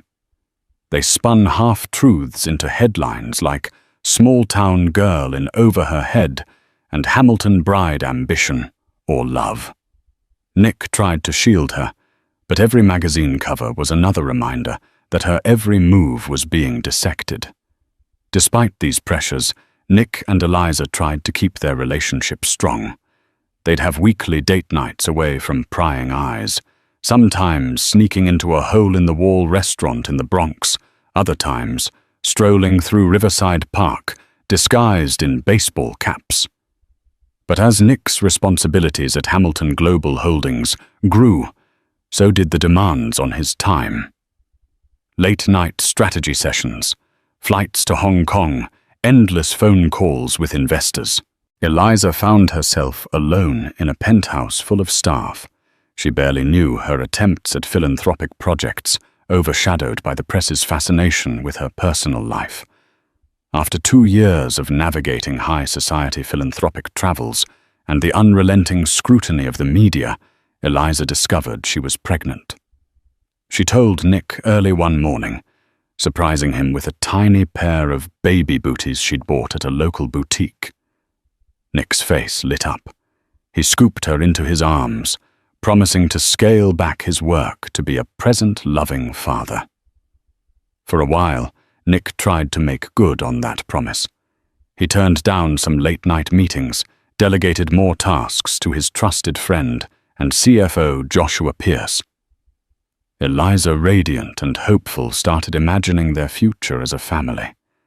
She even pictured moving to a quieter brownstone in Brooklyn, where a child could grow up with parks and a sense of neighborhood. Then reality intruded. A major deal was brewing at Hamilton Global Holdings, one that involved a merger with a European bank partially owned by a Middle Eastern sovereign fund. It was complicated, volatile, and could catapult the Hamilton empire into a new stratosphere if handled correctly. Charles Hamilton III insisted Nick oversee negotiations personally. Nick's calendar filled once again. Eliza tried to be understanding, but each day she felt more like a bystander than a wife. When she brought up her concerns, Nick would reassure her. "Just a little longer, Eliza. After this, we'll take that long vacation to the Maldives, away from everything." Still, the baby grew inside her, and with it a gnawing uncertainty about their direction. As December arrived, New York transformed into a wonderland of sparkling lights and holiday cheer. The Hamilton family was expected to spend Christmas Eve at the Connecticut estate. Eliza, now nearly 7 months pregnant, wanted nothing more than a cozy celebration with Nick, her parents who planned to drive down from upstate, and maybe a few close friends. But the Hamiltons had a tradition, a lavish Christmas Eve ball that served as a fundraiser for their foundation. Politicians, celebrities, and Fortune 500 CEOs were all on the invite list. Charles and Beatrice pressed for Eliza to attend to show that the future mother of the Hamilton heir supported the family's philanthropic legacy. Nick was torn. On the one hand, he knew Eliza was exhausted physically and emotionally. On the other, the ball was a chance to seal deals and glean more support for the upcoming merger. He assured her it would be less formal than usual, that she could just make a brief appearance, wave hello, and retire early. Eliza reluctantly agreed. She chose a simple emerald gown that accentuated her baby bump, hoping to avoid the flamboyance that usually came with Hamilton events. The stage was set for a night that would change everything. On Christmas Eve, the Hamilton estate bustled with staff in black uniforms, preparing canapes and setting tables with fine china. A string quartet played softly, while guests arrived in limousines and expensive cars. The media lingered beyond the tall iron gates, waiting for glimpses of the glamorous soiree. Eliza arrived with Nick stepping out of their Bentley to the pop of flash photography. Nick placed a protective hand on her back, guiding her inside. The mansion was festooned with glittering Christmas trees, each meticulously decorated in a different holiday theme. Inside the who's who of society mingled CEOs from Fortune 500 companies, foreign dignitaries, and celebrities.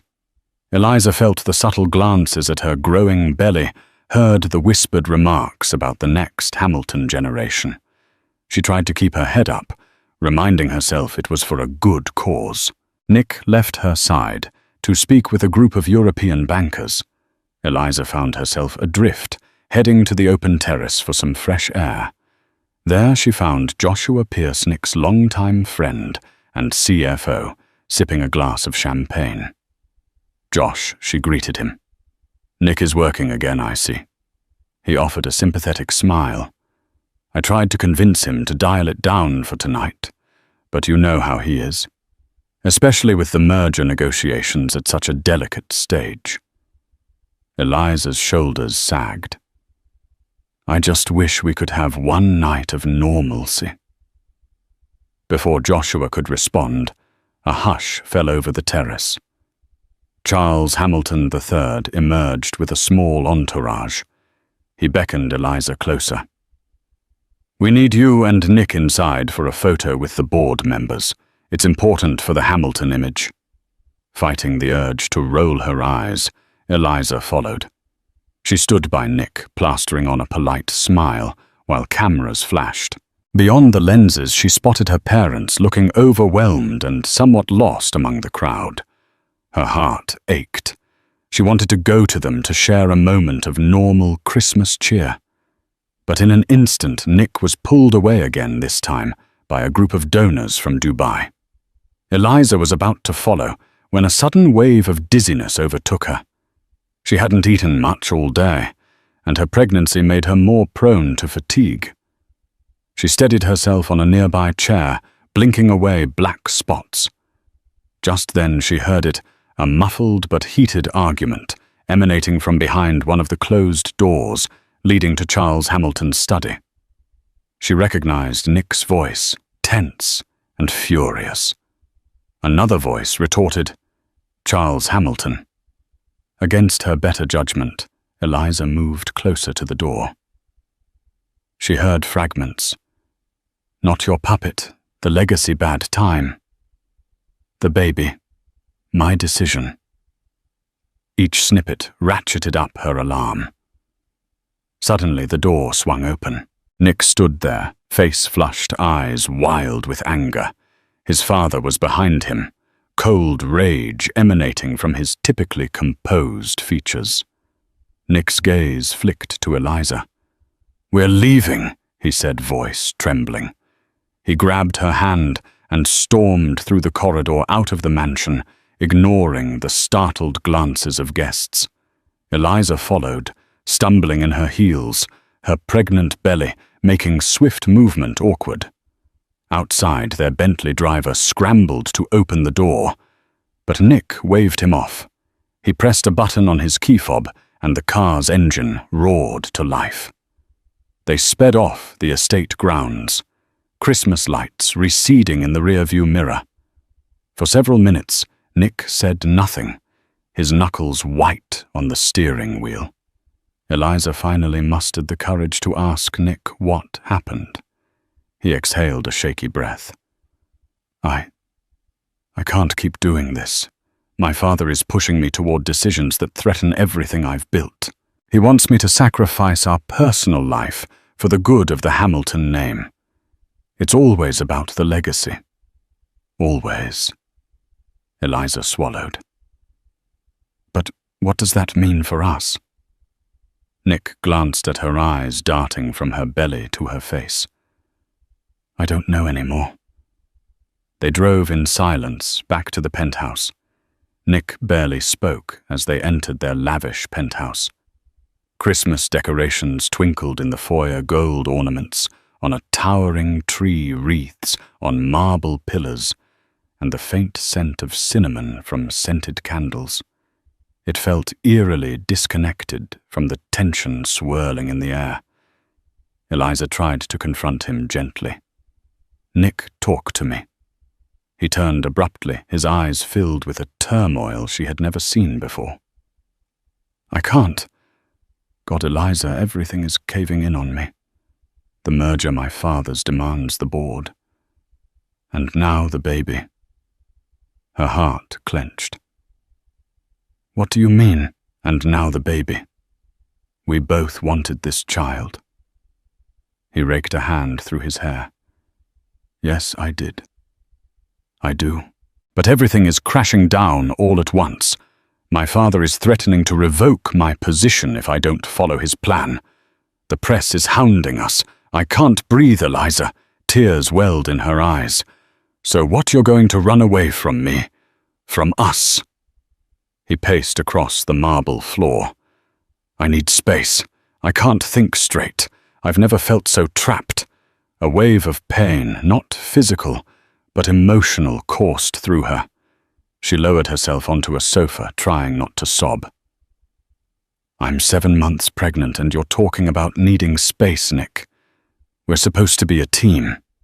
He grabbed his coat and keys. I'm sorry, he whispered, but I can't be here tonight.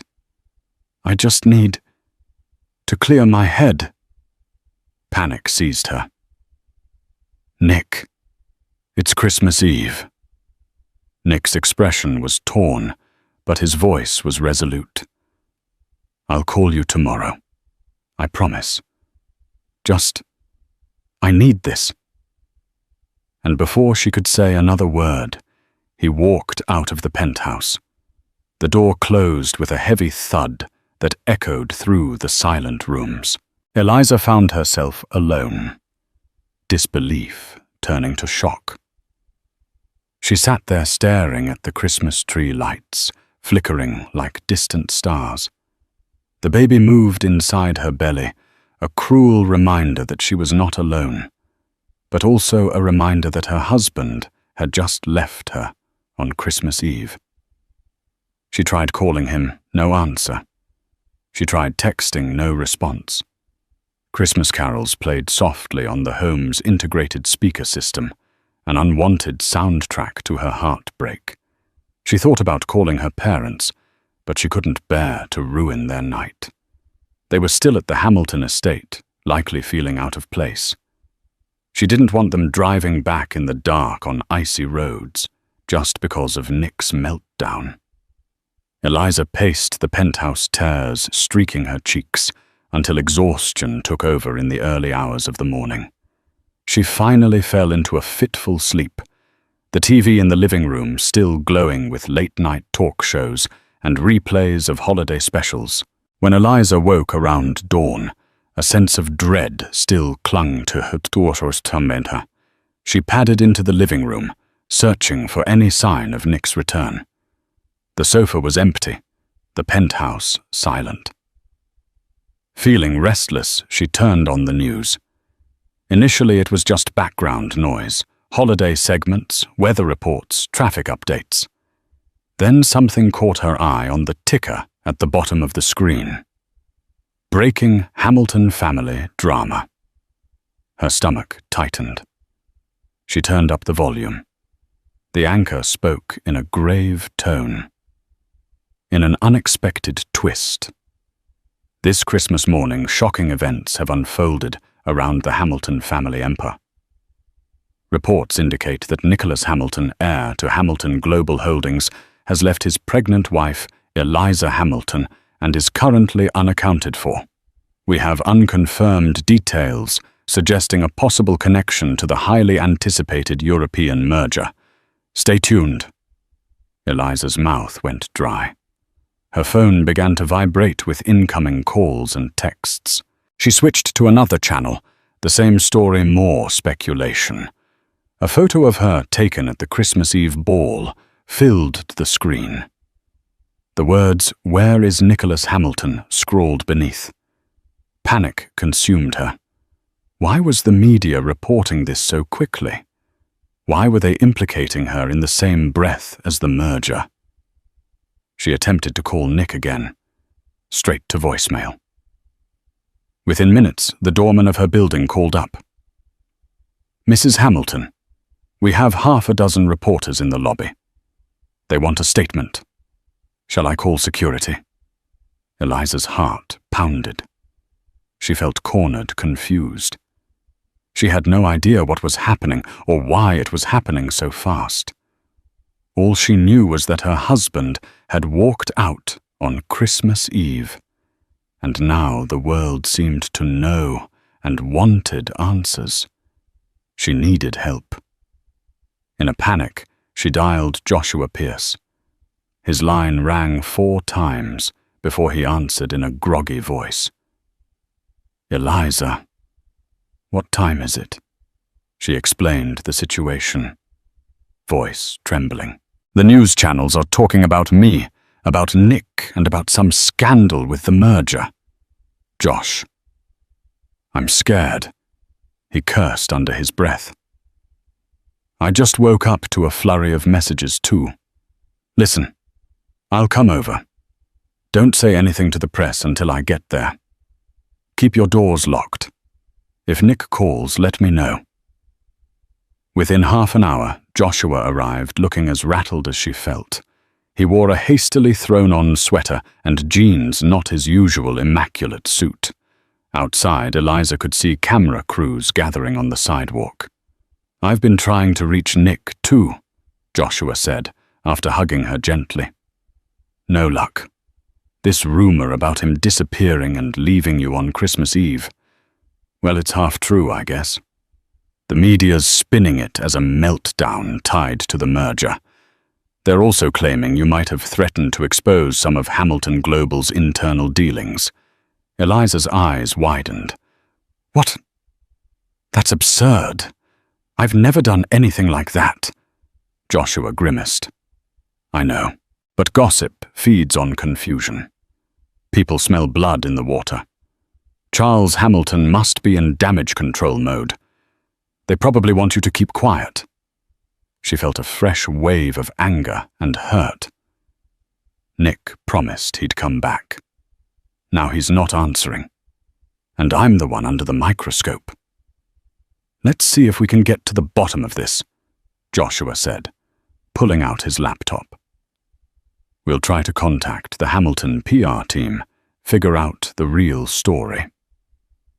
Over the next several hours, the media frenzy intensified.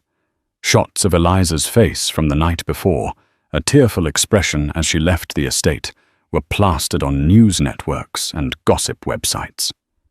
Speculation ran wild.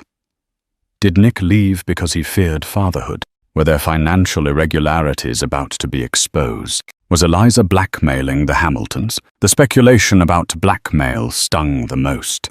Eliza had never sought money or influence from Nick.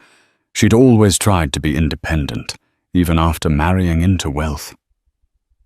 As the day wore on, Joshua managed to speak with the Hamilton PR director. He relayed their statement to Eliza. "They're denying all blackmail rumors, but they're also not clarifying why Nick left. They just say he's taking personal time. They want you to do the same and to avoid contact with the media." Eliza shook her head in disbelief. "How can they leave me hanging like this? I'm the one left alone on Christmas, and they want me to go silent." Joshua patted her shoulder.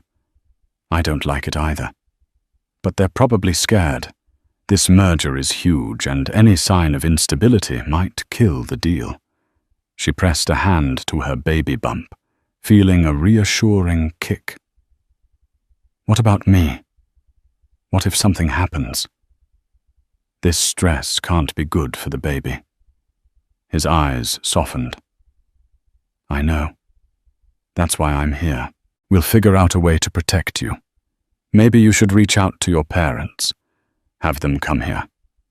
Eliza nodded, tears threatening again.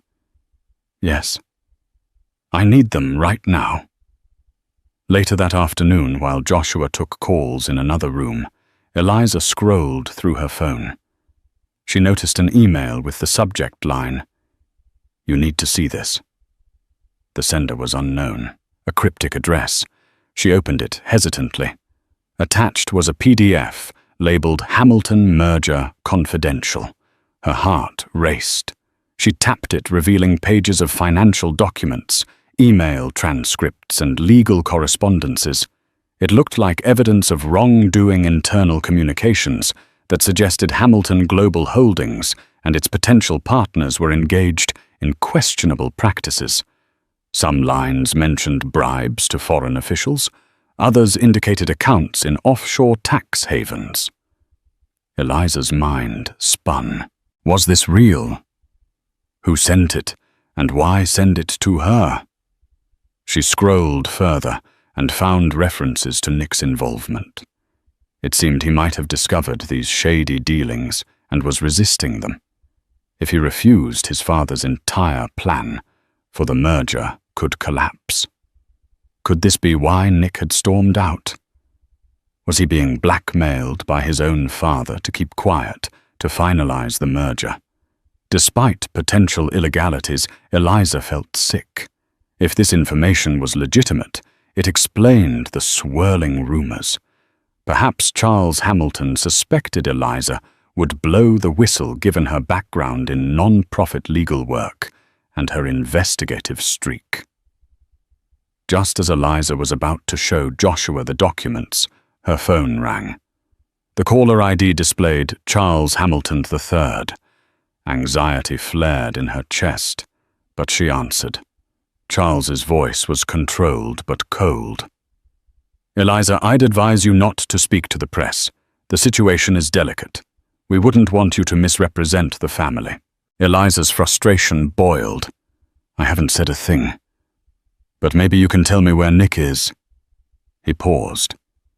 "Nick is taking time to reconsider his position. That's all you need to know. As for you, I suggest you refrain from meddling in matters that don't concern you." Anger surged. "Excuse me, I'm his wife. This concerns me and I'm carrying his child." Charles's voice took on a menacing edge. "And that is precisely why I'm telling you to tread carefully. The Hamilton name carries weight enough to protect or to destroy. Good day, Eliza." The line went dead. Eliza's hands shook. She had never liked or trusted Charles, but to hear him threaten her so openly. She knew now the documents in her inbox were the key to everything. She showed the files to Joshua, who read them with horror etched on his face. If these are real, then Hamilton Global is on the brink of committing massive fraud. This would ruin the company if it became public. Eliza was adamant. "We have to find Nick. If he's the one standing against these dealings, he could be in real danger." Joshua dialed Nick's number again. No response. He tried mutual friends, colleagues, but no one had heard from him since the night before. Eliza mulled over her options. She had enough journalistic instinct to know that handing these documents directly to the media would create a firestorm and might endanger Nick if he was somehow caught in the crosshairs. But doing nothing felt like a betrayal of all she believed in. She made a decision. "I'm going to contact an investigative journalist I trust. Not to publish yet, but to verify if these documents are genuine." Joshua nodded slowly. "Okay. We'll need to keep a low profile. The Hamilton family's PR machine will be out for blood if they suspect you're behind this leak." Eliza steeled herself, determination replacing her fear. "I won't let them bully me." Not this time. The day wore on. News trucks lined the street below the penthouse, and the media demanded a statement. The speculation grew wilder. Some tabloids claimed Nick fled the country, others that Eliza was working with the FBI. Seeking a semblance of normalcy, Eliza's parents finally arrived, escorted by building security through the back entrance. They embraced her, trying to provide comfort, but the tension was palpable.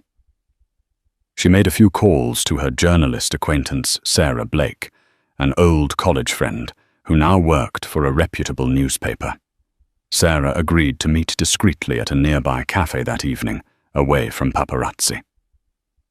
Despite Joshua's reservations, Eliza slipped into a cab bundled in a coat and scarf, evading the cameras by using an underground parking exit. She clutched a folder containing printouts of the leaked documents, her heart pounding at the risk. At the cafe, Sarah greeted her with a tight hug. "I saw the news. Are you okay?" Eliza shrugged.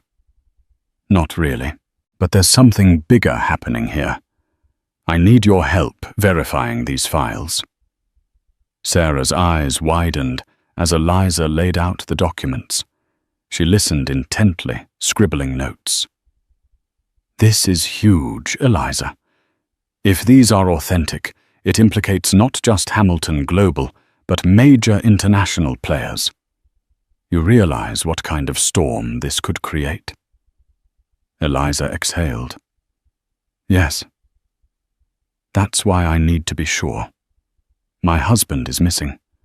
I believe he walked out because he discovered these unethical deals and his father was forcing his hand." Sarah nodded gravely. "I'll use my contacts to authenticate them. But once you light this fuse, there's no going back. Are you ready for that?" Eliza swallowed hard. "I'll do what it takes to protect Nick and to make sure the truth comes out." Back at the penthouse, Sarah's team worked around the clock, verifying codes, cross-checking email headers, contacting industry insiders who might confirm or deny the authenticity of the documents.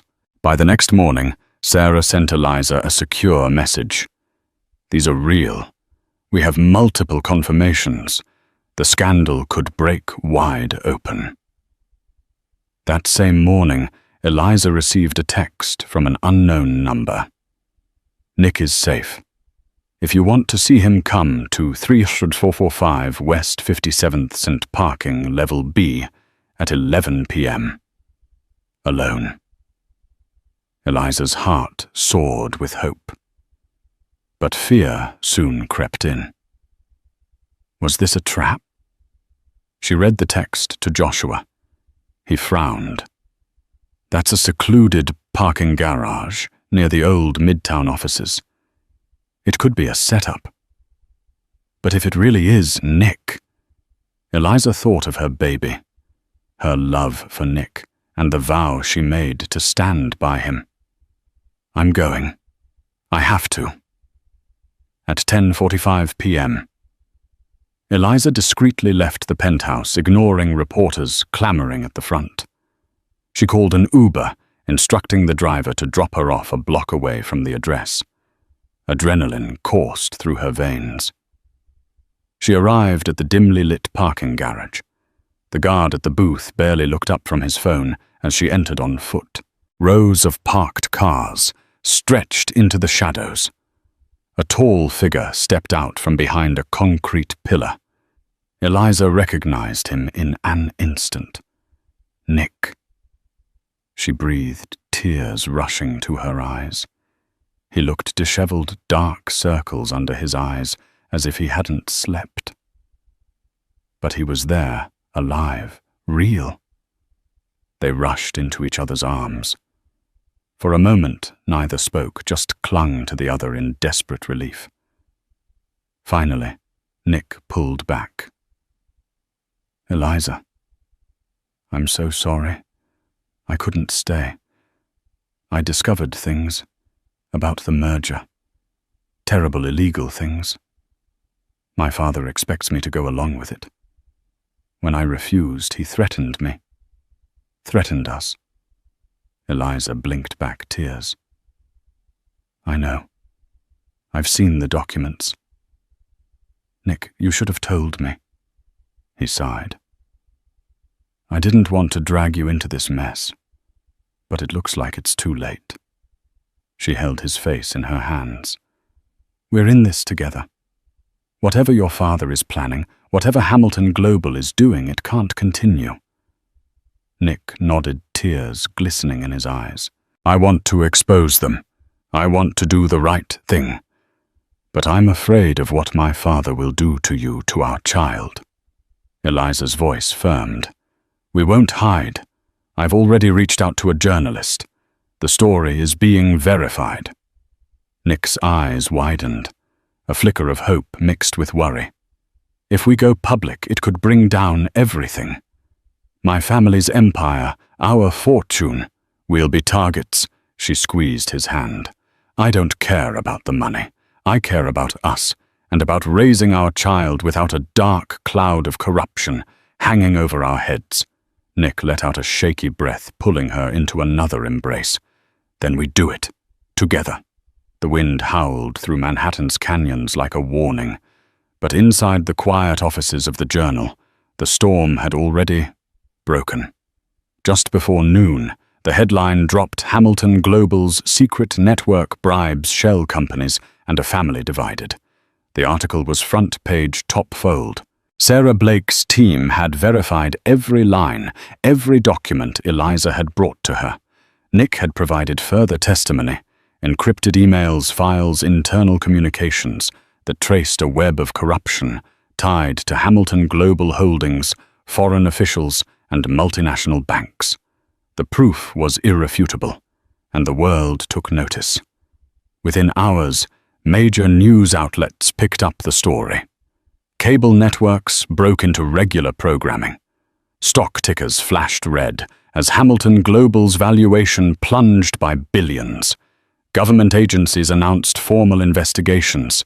Social media erupted with hashtags like #HamiltonLeak and #LegacyExposed. In their penthouse, Nick and Eliza watched the coverage unfold. The same media that once fawned over them now told a different story, one not of glamour, but of integrity. Nick paced in front of the TV, running a hand through his hair. It's real now, he murmured. No going back. Eliza stood and took his hand, grounding him. That's the point. We don't go back. We go forward. That evening, Anderson Cooper aired a prime-time interview with Nick recorded under tight security. Nick didn't name names, but he confirmed the authenticity of the documents. He described the moral crossroads he had reached, the pressure from his father, the threats, the lies he could no longer abide. His voice shook only once when he said, I couldn't bring a child into this world while carrying that kind of darkness. Public reaction was immediate and powerful. Some called Nick a traitor to his legacy. Others hailed him as a whistleblower who dared to stand against corruption even when it meant turning on his own blood. But in the quiet corners of their home, as Eliza held his hand and rested her other on her belly, none of that mattered. They had chosen truth. And from that choice, a different kind of legacy was being born. The fallout from the exposé was swift and seismic. Overnight, Hamilton Global Holdings transformed from a symbol of financial prestige to a cautionary tale broadcast on every news outlet in America. The company's stock nosedived. Investors scrambled to distance themselves. Regulators opened investigations not only in the US, but across Europe and the Middle East. Nick's name, once synonymous with wealth and power, now floated through headlines alongside words like whistleblower, betrayal, and courage. The media dubbed it the collapse of the Hamilton dynasty. And still through the whirlwind, Eliza and Nick stood firm. They remained at their penthouse, declining interviews and offers for book deals. Eliza focused on her pregnancy, clinging to moments of calm between the waves of public attention. her doctor concerned by the stress-advised rest and limited media exposure. So Nick turned off the television, closed the laptop, and stayed by her side. "I'm not going to lose what matters most," he told her one night, rubbing gentle circles over her swollen belly. "The company's gone. My father's empire is crumbling. But you, and him, you're what I have now." Eliza reached for his hand. "You didn't lose anything worth keeping. You let go of something rotten. That takes strength." Despite the chaos, they were not entirely alone. Joshua Pierce remained a steady presence, helping Nick manage his remaining assets. While much of Nick's fortune was tangled in Hamilton Global stock, now nearly worthless, he still had enough in independent investments to keep them secure. Public sentiment began to shift. Where once there had been whispers of scandal, now there was respect. Eliza's dignity under pressure, Nick's decision to speak out, it resonated with people. They were no longer seen as symbols of elitism, but as humans who had chosen truth over comfort. And though the road ahead was still uncertain, one thing was clear. They had not only survived the storm, they had changed the weather. They had traded privilege for principle, power for purpose. And for the first time in their lives, they could look at themselves and each other with unwavering honesty. The new year dawned not with fireworks, but with subpoenas. Charles Hamilton III, once the towering patriarch of one of America's most respected financial dynasties, now found himself at the center of a high-stakes congressional investigation. The televised hearings transfixed the nation. It was rare to see a man of his stature questioned so publicly, his carefully constructed empire stripped bare under the scrutiny of lawmakers and regulators. In the Hamilton penthouse, Nick and Eliza watched the hearings unfold from their living room couch, their hands intertwined baby supplies, neatly stacked in the corner in preparation for the weeks ahead. Charles sat stiffly before the committee, his signature silk tie knotted with precision, but the calm confidence that once defined him had thinned into tension. Page after page of financial records and email transcripts were laid before him. Bribes, backdoor partnerships, misappropriated funds. With each revelation, the weight of decades of unchecked power bore down on him. For Nick, it was surreal. The man being interrogated was the same father who had taught him how to ride a bike, how to deliver a firm handshake, how to carry the Hamilton name with pride. But that pride had long since been eroded by secrets and manipulation. Eliza sensed his pain and rested her head on his shoulder. "You're not responsible for his choices," she said gently. "You made your own. That's what makes you different." Later that night, Nick's phone buzzed. "Father, the screen," read. He hesitated, then answered. Charles's voice was subdued, laced with weariness. "You've destroyed everything I built," he said, more exhausted than angry. "No," Nick replied quietly. "You destroyed it the moment you decided your legacy mattered more than your integrity." A long silence followed.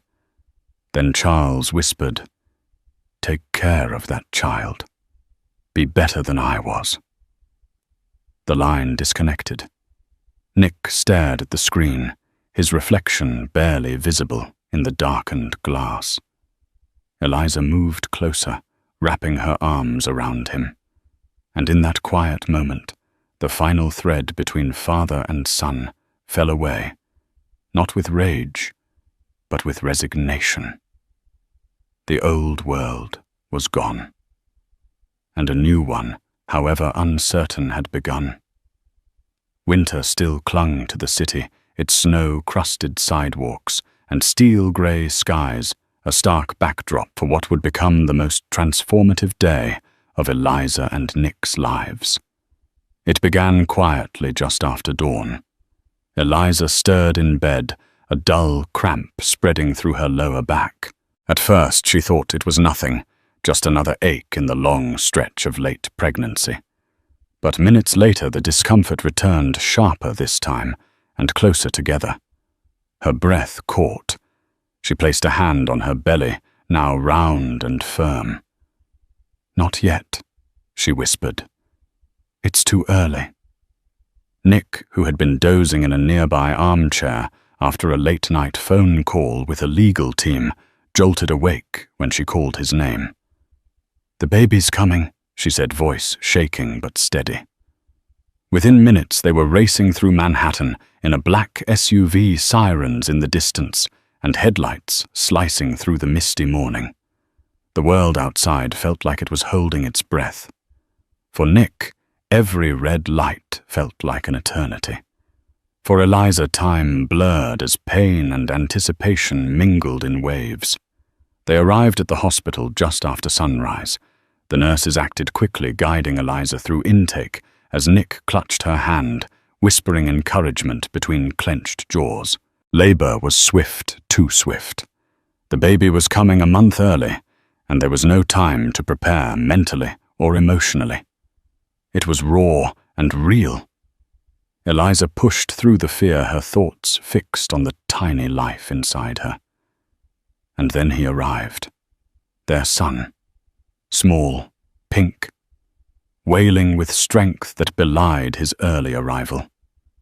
Nick's hands trembled as he cut the cord. Eliza sobbed quietly, not from pain, but from relief, from joy, from sheer disbelief that after everything, the scandal, the fear, the collapse of everything familiar, they had this. "He's perfect," Nick whispered, holding the baby to his chest. They named him Oliver, a symbol of peace, of hope, of a future rebuilt. In that moment, the cameras, the headlines, the weight of legacy, it all vanished. There was only this tiny child and two people who had fought like hell to give him a better world. And in that sterile hospital room, love reigned quietly, but completely. The months after the exposé were a blur of transition. What once defined Nick and Eliza's lives, boardrooms, fundraisers, headlines now felt like relics of a world they had left behind.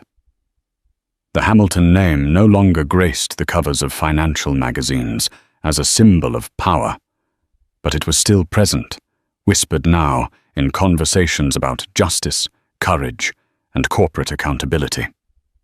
Charles Hamilton III, once untouchable, stepped down from the board of Hamilton Global Holdings. The company entered a grueling period of restructuring overseen by federal investigators and new leadership appointed by court mandate. Several of Charles's closest associates faced indictments, and although he avoided prison time by cooperating and paying substantial fines, his reputation was shattered. Nick, newly divorced from the Hamilton empire, chose not to fight for his stake in the company. "Let them rebuild it without me," he told Eliza. "I want our future built on something real." And so they redirected their energy into something entirely new. With Eliza's background in non-profit legal work and Nick's connections and insight into business, the couple launched an organization focused on ethical entrepreneurship. They called it Clear Path, a foundation committed to promoting transparency, integrity, and accountability in business. Rather than chasing profit, their mission was to elevate the stories of whistleblowers, reform corporate culture, and empower future leaders to do better. Eliza also revived her long-held dream of investigative journalism. Through a podcast titled Inside the Veil, she interviewed corporate insiders, lawyers, and activists about corruption and reform. Her calm, empathetic interviewing style, paired with Nick's honest reflections, quickly built a dedicated audience. Though the Hamilton name no longer held its elite shine, It found something more valuable. Respect from communities that valued truth over titles. Nick and Eliza embraced a quieter life, selling off the opulent trappings of their past. The penthouse felt warmer now, not as a monument to wealth, but as a home where love, laughter, and the cries of baby Oliver echoed off the marble walls. They had weathered the storm, and now, beneath calmer skies, they were building something greater than legacy, something rooted in honesty, compassion, and each other. The first day of spring bathed Manhattan in golden light. After a long, relentless winter, both literal and emotional, Eliza finally felt the warmth return.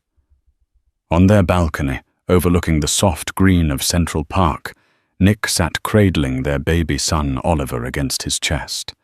The boy slept peacefully, his tiny breaths syncing with the rhythm of his father's heartbeat. Eliza stepped outside quietly, her bare feet padding across the cool stone. She paused to take in the view. Her husband no longer the glossy heir to a billion-dollar empire, but something much more real, grounded human. She sat beside him, the city stretching before them like a promise. "Do you ever regret it?" she asked softly, her voice barely louder than the rustling leaves. "Blowing it all up. The company. The name." Nick didn't answer right away. He looked down at Oliver, then out toward the skyline he used to own. "I regret the way it happened," he said finally. "The pain it caused. The silence between us when I should have talked to you. But I don't regret doing the right thing. I needed to choose our future over my father's legacy." Eliza nodded, emotion swelling in her throat.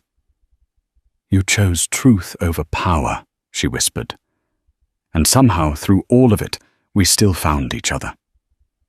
Nick turned to her, his eyes glinting in the morning light. "You gave me a reason to be brave," he said. "You and him." Oliver stirred, letting out a soft sigh. Eliza smiled and leaned into Nick's shoulder, wrapping an arm around both of them. Together they sat in a silence filled with meaning, the kind of silence that comes only after weathering a storm. They had lost nearly everything society once said mattered. But here in the heart of the city, with a baby in their arms and sunlight on their faces, they knew they had gained something far more enduring, an unbreakable bond. And that was everything. Thank you for joining us on this roller coaster journey through betrayal, scandal, and redemption. Nicholas Hamilton's decision to walk away on Christmas Eve set off a chain reaction that not only tore down a corrupted dynasty, but also brought an unwavering love into sharper focus. In the end, courage and truth won out, proof that even in a world where wealth and power often overshadow morality, integrity can light the way.